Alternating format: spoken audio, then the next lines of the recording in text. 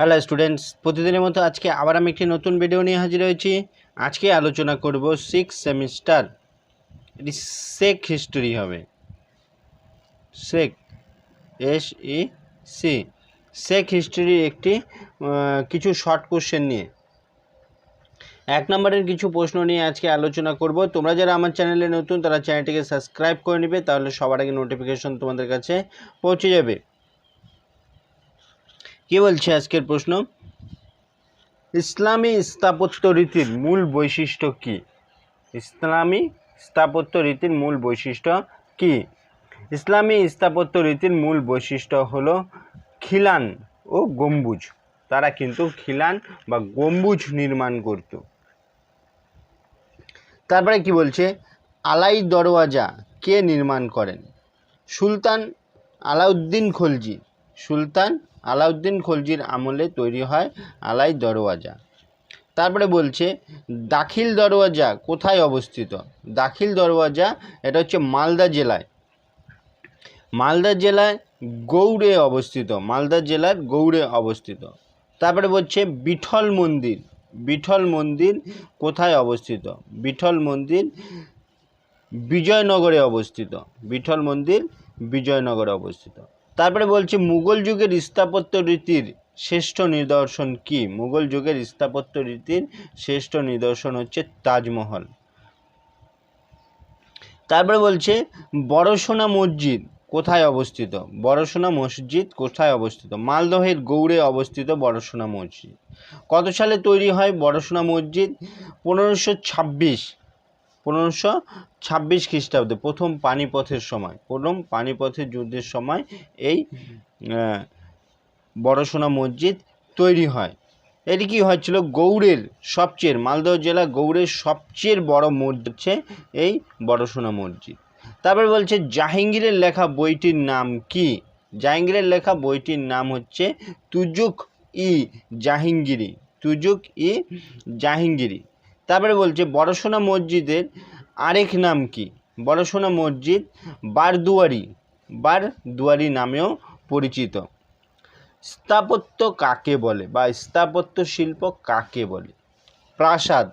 প্রাসাদ, মন্দির, মসজিদ, মিনার, এগুলোকেই স্থাপত্য বলা হয়।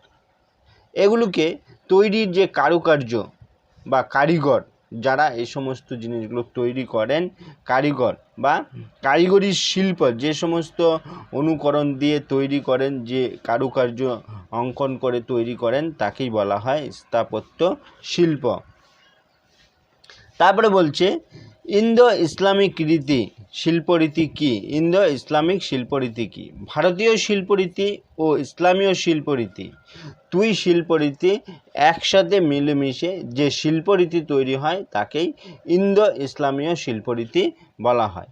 ভারতের সুলতানি শাসন চালু হওয়ার পরেই এই শিল্পরীতির উদ্ভব ঘটে। তারপরে বলছে কুয়াত উল ইসলাম মসজিদের নির্মাণ কে শুরু করেন? কুতুবউদ্দিন আইবক কুয়াত উল ইসলাম মসজিদ নির্মাণ শুরু করেন। তারপরে বলছে কুতুব মিনার কে নির্মাণ করেন? কুতুব মিনারের নির্মাণ কুতুবউদ্দিন আইবক শুরু করেছিলেন। কুতুব মিনারের নির্মাণ কে শুরু করেছিলেন? কুতুবউদ্দিন আইবক।